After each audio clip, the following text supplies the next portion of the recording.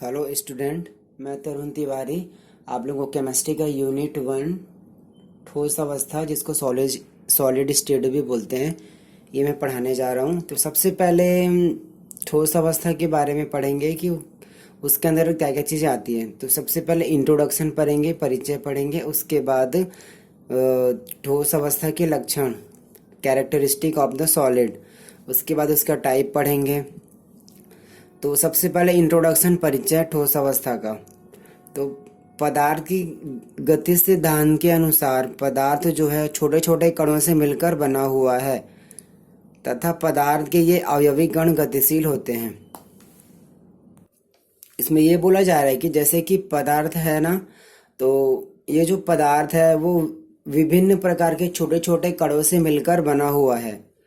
तो ये जो जब वो छोटे छोटे कणों से मिलकर बना हुआ रहेगा तो जाहिर सी बात है कि हर जगह वो गतिशील रहेगा और उसकी अलग अलग अवस्थाएं भी होंगी। तो पदार्थ की गतिशीलता होने के कारण इनकी 3 अवस्थाएं होती है। ये इसकी 3 स्टेट्स होती है। तो सबसे पहले सॉलिड होती है, इसको ठोस बोलते हैं। उसके बाद द्रव होती है, जिसको लिक्विड बोलते हैं। फिर गैस होती है, गैस। ठीक, गैस को गैस ही बोलते हैं। तो इस चैप्टर में हम यूनिट 1 के केमिस्ट्री में हम इस चैप्टर में ठोस अवस्था के बारे में पढ़ेंगे। सिर्फ ठोस के बारे में पढ़ेंगे, लिक्विड के बारे में तो हम बिल्कुल भी नहीं पढ़ेंगे और गैस के बारे में भी नहीं पढ़ेंगे, सिर्फ ठोस के बारे में पढ़ेंगे। तो सबसे पहले ठोस का इंट्रोडक्शन देख लो कि होता क्या है ये। तो ठोस में कण की जो स्थिति होती है नियत होती है या स्थिर होती है, वो जैसा है वैसे ही रहेगा।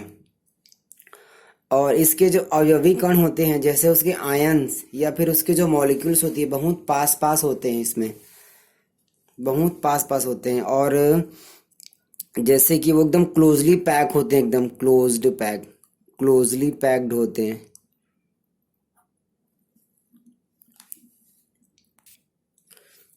अब हम आगे ठोस अवस्था के अभिलक्षण के बारे में पढ़ेंगे, कैरेक्टरिस्टिक ऑफ द सॉलिड। तो इसके क्या क्या कैरेक्टरिस्टिक है सॉलिड के। सबसे पहले तो इसके जो मॉलिक्यूल्स होते हैं क्लोजली पैक होते हैं, क्लोजली पैक्ड होते हैं, एकदम एकदम पास पास होते हैं।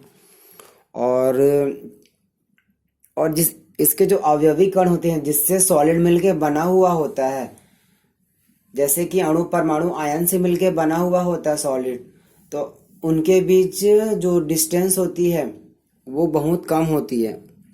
जिस मॉलिक्यूल से वो बना हुआ होता है उसके बीच जो डिस्टेंस होती है वो बहुत कम होती है।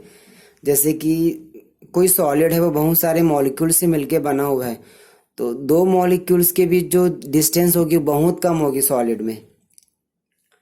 ठीक है, डिस्टेंस बहुत कम होगी। बोले तो अंतरा आणविक दूरी जो है कम होती है। अंतरा आणविक दूरी, अंतरा आणविक दूरी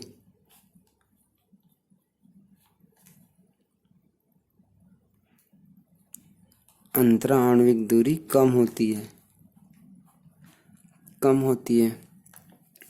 और सॉलिड का जो है गलनांक, क्वथनांक और उसके जो घनत्व होते हैं एकदम हाई होते हैं, मतलब उच्च होते हैं। गलनांक हो गया, क्वथनांक और इसका जो घनत्व हो गया वो क्या होगा, उच्च होगा, हाई होगा। उसकी मेल्टिंग पॉइंट, बॉइलिंग पॉइंट और डेंसिटी हाई होगी, क्योंकि वो सॉलिड है इसलिए। ठीक है, और ये सभी दिशाओं में मूवमेंट कर सकता है, जैसे एक्स डायरेक्शन में भी, वाई डायरेक्शन में भी, जेड डायरेक्शन में भी। और जो सॉलिड होती है वो अपनी माध्य स्थिति के चारों ओर गति कर सकती है, अपने माध्य स्थिति के चारों ओर गति कर सकती है। और अगला है ठोस अवस्था में पदार्थ का जो द्रव्यमान और आयतन होता है वो निश्चित आकार का होता है। और ठोस अवस्था जो है दृढ़ होता है, कठोर होता है और असंपीड्य होता है। जैसे कठोर होता है और असंपीड्य बोला जाए तो उसको कंप्रेस नहीं किया जा सकता, वो जैसा है वो वैसे ही रहेगा ठोस।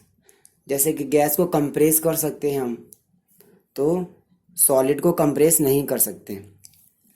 अब आगे बढ़ते हैं, अगला जो है ठोस के प्रकार।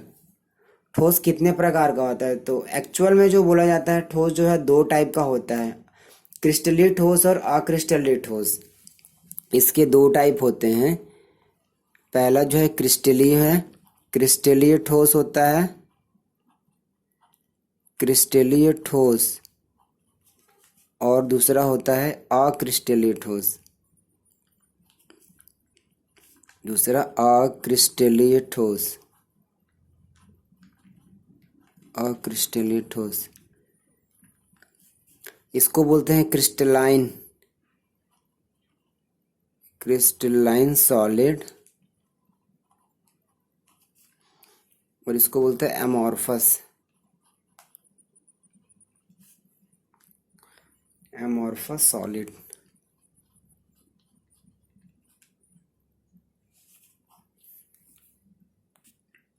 अब हम क्रिस्टलीय ठोस के बारे में पढ़ेंगे। क्रिस्टलाइन सॉलिड्स होती क्या है?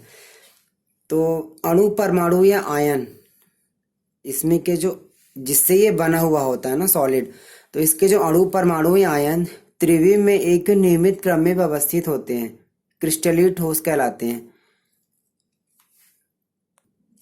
और ये जो क्रिस्टलीय ठोस होते हैं, प्रायः ये लोग ना छोटे छोटे स्मॉल क्रिस्टलों की अत्यधिक संख्या से मिलकर बना होता है।